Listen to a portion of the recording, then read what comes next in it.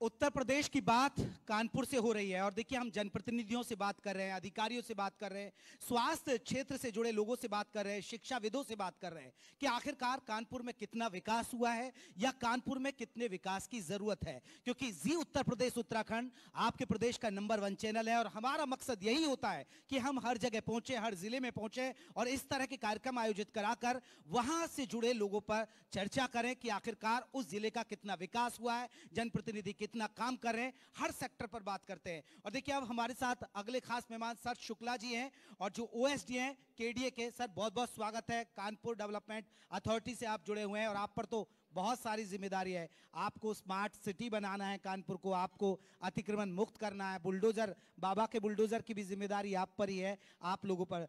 तो सर किस तरह कानपुर का विकास किस तरह डेवलप किया जा रहा है, क्योंकि राजधानी लखनऊ से सटा है, गंगा किनारे बसा है, ये शहर बड़ा ही खूबसूरत है, बहुत सारी इंडस्ट्रीज हैं, यहाँ पर बहुत पोटेंशियल है कानपुर के अंदर।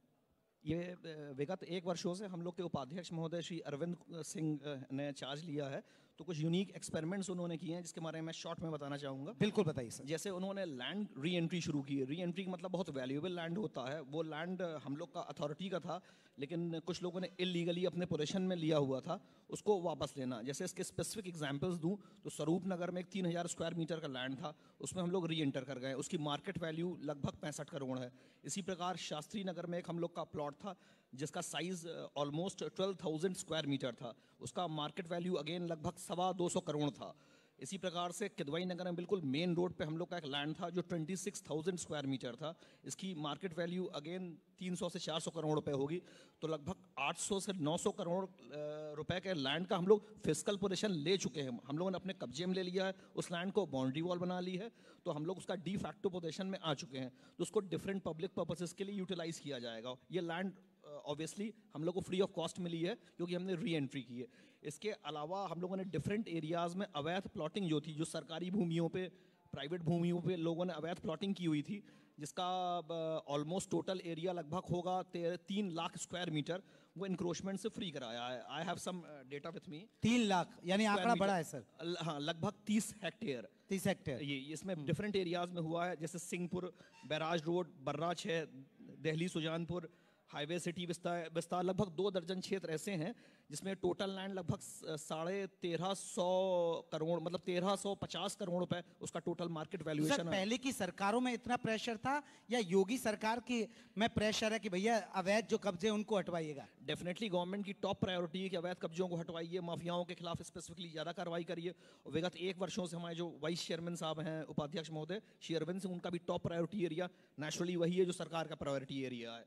इसके अतिरिक्त इन्होंने स्पेशल पब्लिक के लिए कैंप्स आयोजित किए, जैसे जिन लोगों की रजिस्टर्ड सेल डीड एग्जीक्यूट नहीं हो पाई थी, रजिस्ट्री जिसको, तो रजिस्ट्री कैंप लगवा करके लोगों की रजिस्ट्री वहाँ सब रजिस्ट्रार वालों को बुलवा करके, ताकि पब्लिक को सहूलियत हो, स्पेशली पब्लिक कन्वीनियंस के लिए कैंप इन्होंने आयोजित किए हैं। जो लोगों के मैप सालों से या वर्षों से या बहुत दिनों से लंबित थे, उनको सेम डे सैंक्शन किया है। इसी प्रकार दर्जनों इन्होंने सीलिंग का काम करवाया जो इलीगल कंस्ट्रक्शन थे, जैसे चमनगंज एरिया में, बेकनगंज में, अनवरगंज में, बजरिया, जाजमऊ, स्वरूप नगर, डिफरेंट एरियाज हैं पूरे ऑल ओवर द सिटी, जहाँ पे इलीगल अनऑथराइज कंस्ट्रक्शंस के अगेंस्ट डिमोलिशंस भी हुए हैं, सीलिंग्स भी हुआ है। स्पेशली इन्होंने एक नया काम ये भी करवाया है कि आईपीसी के कुछ सेक्शंस अट्रैक्ट होते हैं, अगर आपने कोई इलीगली कंस्ट्रक्टेड प्रेमिसेस है, वो सील हो गया और सील होने के बाद आपने अगेन कंस्ट्रक्शन बिगिन किया, तो आईपीसी की कुछ सेक्शंस अट्रैक्ट होते हैं, तो क्रिमिनल सेक्शंस में एफआईआर भी लॉन्च कराई है।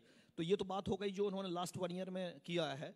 अब मैं बात करूं कि जो न्यू हमने लॉन्च किए, ये अनप्रेसिडेंटेड है। काफ़ी दशकों के बाद कानपुर विकास प्राधिकरण ने एक साथ 1100 से ज़्यादा विकसित भूखंड, डेवलप प्लॉट्स निकाले हैं। ये प्लॉट्स जो हम लोगों ने लॉन्च किए हैं, ये सोसाइटी के डिफरेंट सेक्शंस को, विभिन्न श्रेणियों को ध्यान में रख के किए गए हैं। जैसे फॉर एग्जांपल इनका जो आवासीय प्लॉट्स हैं, उनका एरिया 27 स्क्वायर मीटर से लेके 470 स्क्वायर मीटर तक है।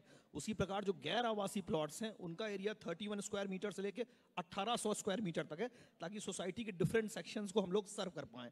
अच्छा, इसमें डिफरेंट बैंक्स में बुकलेट्स उपलब्ध हैं। इनका जो हम लोगों ने एडवर्टीजमेंट किया है, ये कानपुर के अलावा जो और सिटीज़ हैं, लगभग 1 दर्जन, जैसे कानपुर देहात, औरैया, उरई, लखनऊ एटसेट्रा एटसेट्रा, वहाँ भी इसका व्यापक प्रचार प्रसार किया गया है। और ये पूरा ट्रांसपेरेंट मैनर में ई ऑक्शन के थ्रू होगा, आपको अथॉरिटी आना भी नहीं पड़ेगा, आप ऑनलाइन अप्लाई करेंगे, ऑनलाइन ई ऑक्शन बोलेंगे।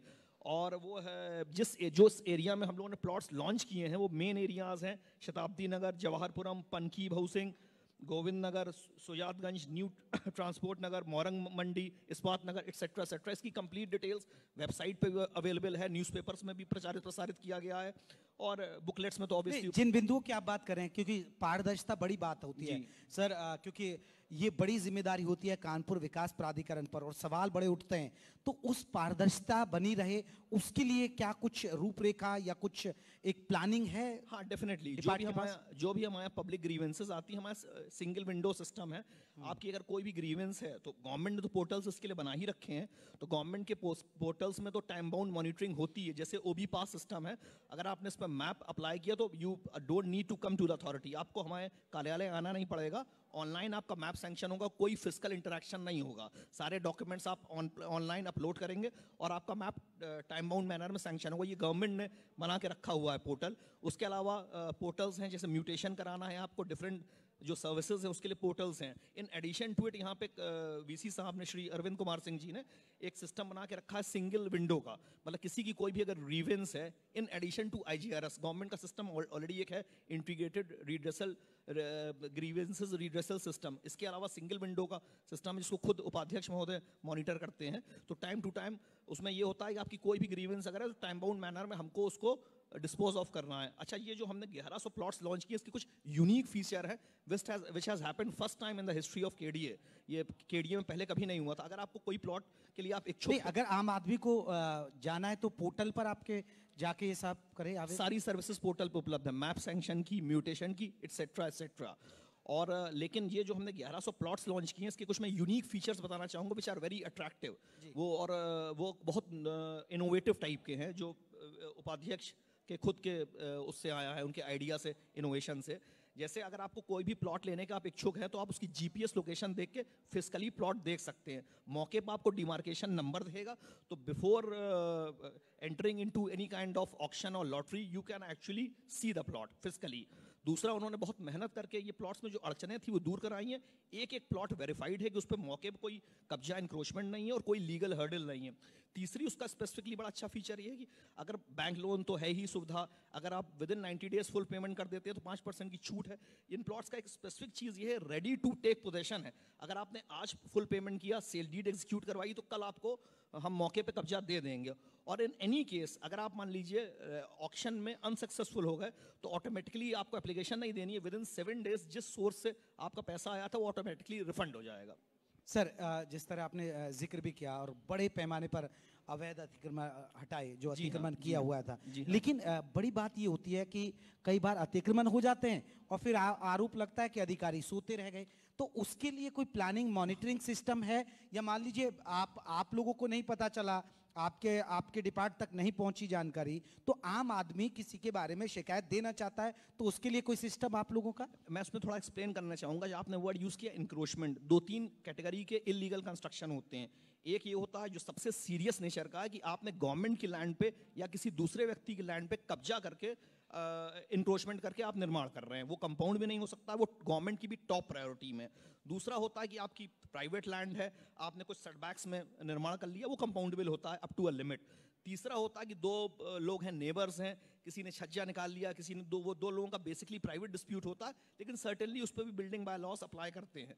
तो अगर कोई उससे अग्रीव्ड पार्टी है तो नेचुरली वो हमारे यहाँ एप्लीकेशन दे सकती है, फिजिकली वो लोग आ भी सकते हैं, ऑनलाइन भी एप्लीकेशन दे सकती है, आईजीआरएस के थ्रू भी कंप्लेन कर सकते हैं, तो वो भी टाइम बाउंड मैनर में डिस्पोज ऑफ होती है। लेकिन गवर्नमेंट की टॉप प्रायोरिटी पे वो लोग हैं जो माफिया किस्म के लोग हैं, जिन्होंने सरकारी संपत्तियों पे या दूसरी भूमियों पे कब्जा करके इलीगल कंस्ट्रक्शन रेस किए हुए हैं, तो वो गवर्नमेंट की टॉप प्रायोरिटी है। हमारे उपाध्यक्ष श्री अरविंद कुमार सिंह की भी टॉप प्रायोरिटी है। सर, मेरा आखिरी सवाल आपसे, क्योंकि केडीए आप लोगों पर बड़ी जिम्मेदारी है, इस शहर का सौंदर्यकरण करना, ये एक डेवलप तरीके से इसको बसाना है, तो आगे आपके प्लानिंग्स क्या हैं जो लोगों को बेहतर सुविधाएं मिलेंगी, बेहतर चीजें मिलेंगी? ये पूरे यूपी में प्रावधान है, तो हर 20 ईयर्स या 10 ईयर्स पे मास्टर प्लान बनता है। इस समय हम लोग का मास्टर प्लान बन रहा है जो कि 20 ईयर्स का रोड मैप होता है।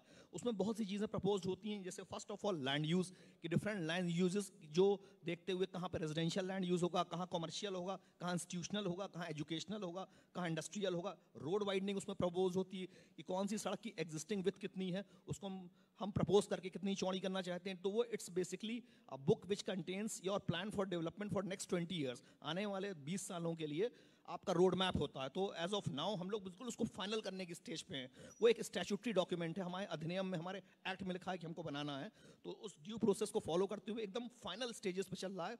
बहुत जल्दी ही वो हो जाएगा, इम्प्लीमेंट हो जाएगा। तो मास्टर प्लान का आप जिक्र कर रहे हैं, लेकिन कई बार मास्टर प्लान पर भी सवाल उठ जाता है कि अगर ये मास्टर प्लान बेहतर होता या हुआ, तो उस मास्टर प्लान के लिए आप लोगों की राय भी लेते हैं, या और संबंधित डिपार्टों से, आसपास के, या बहुत जो लोग हैं चाहे इंडस्ट्री से जुड़े हों या उनकी भी राय, सलाह मशवरा होता है? वो बहुत ही, वो मास्टर प्लान बनाने का इंटीग्रल पार्ट है। मास्टर प्लान जब बनता है तो उसका प्रोसेस डिस्क्राइब्ड है पूरा, न्यूज़पेपर में पब्लिकेशंस होते हैं बहुत लंबे समय तक। फिजिकली लोगों की ऑब्जेक्शंस इनवाइट किए जाते हैं, ऑनलाइन इनवाइट किया जाता है, लोगों को फिजिकली बुलाया भी जाता है, जितने भी स्टेक होल्डर्स हैं सबसे वाइड कंसल्टेशन होता है, और एक एक, जैसे अब की बार 400 से 500 रिटन वो आए हैं सजेशंस कह लीजिए, ऑब्जेक्शंस कह लीजिए, तो एक एक ऑब्जेक्शंस को डिस्पोज ऑफ किया जाता है। तो बहुत वाइड कंसल्टेशन का प्रोसेस है मास्टर प्लान, इसीलिए इट टेक्स टाइम, और उसमें जितने भी स्टेक होल्डर्स उनके वैल्यूएबल सजेशंस लिए जाते हैं, कुछ को इनकॉर्पोरेट किया जाता है, कुछ जो सजेशंस मानने योग्य होते हैं उनको नेचुरली इनकॉर्पोरेट भी किया जाता है।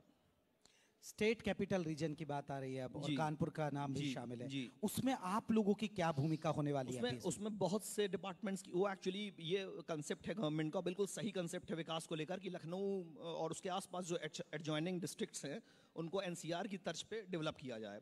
तो उसमें बहुत से डिपार्टमेंट्स इन्वॉल्व होते हैं, डेवलपमेंट अथॉरिटीज़ हो गई, पीडब्ल्यूडी हो गई, और डिफरेंट डिपार्टमेंट जो इंफ्रास्ट्रक्चर डेवलपमेंट से जुड़े हुए हैं, जल संस्थान हो गया, केस्को हो गया, ब्ला ब्ला ब्ला, जिला पंचायत हो गई। तो वहाँ पे पूरी होलिस्टिक प्लानिंग हो, इंटीग्रेटेड प्लानिंग हो, सब लोग एकदम कूप मंडूक की तरह, टोड इन द वेल की तरह प्लानिंग ना करें, एक इंटीग्रेटेड वे में प्लानिंग करें। तो उसका ये कंसेप्ट है। तो हम लोग की we will be one of the stakeholders in that, हम भी उसमें एक पार्ट होंगे। चलिए सर, अगर हम बात करें कि कानपुर के, जैसे आपने बताया कि अब उसमें भी आपकी भूमिका है, अब कानपुर को हम 1 या 2 या 3 साल, आप हमारे दर्शकों को क्या आश्वासन करते हैं, कानपुर की जनता को क्या आश्वासन देके जाएंगे अपनी डिपार्ट की तरफ से, कि देखिए ये चीजें अब बदलने वाली हैं जो उम्मीद से परे है यहाँ के लोगों की? इसमें 2-3 चीजें होंगी। एक तो सबसे इंपॉर्टेंट है डेवलपमेंट, तो उसमें हम लोग का डेवलपमेंट गंगा बैराज, और हमारे पास कंप्लीट लिस्ट है, I do not have it right now, कि जहाँ जहाँ हम डेवलपमेंट के कार्य करने वाले हैं वो टॉप और फॉरमोस्ट प्रायोरिटी है। कई जगह पे हम लोग के जो चौराहे होंगे उनका चौड़ीकरण होगा, रोड्स का वाइडनिंग होगी, कई जगह हम लोग हाउसिंग स्कीम्स लॉन्च करेंगे, क्योंकि वो हमारा बेसिक काम है कि हम लोगों को अफोर्डेबल हाउसिंग दें और प्लान्ड डेवलपमेंट करें। सेकेंडली हम लोग कई जगह रोड वाइडनिंग करेंगे। थर्डली जो इंक्रोचमेंट्स हैं खास करके गवर्नमेंट की लैंड्स पे, उनको फ्री कराएंगे। चलिए सर शुक्ला जी, बहुत बहुत शुक्रिया, आप हमारे साथ जुड़े, ओएसडी हैं आप केडीए के, और उम्मीद करते हैं कि जो आपने प्लानिंग बताई है वो प्लानिंग अमली जामा, यानी वो धरातल पर जरूर आए और लोगों को उसको बेहतर सुविधाएं मिले। बहुत बहुत शुक्रिया सर।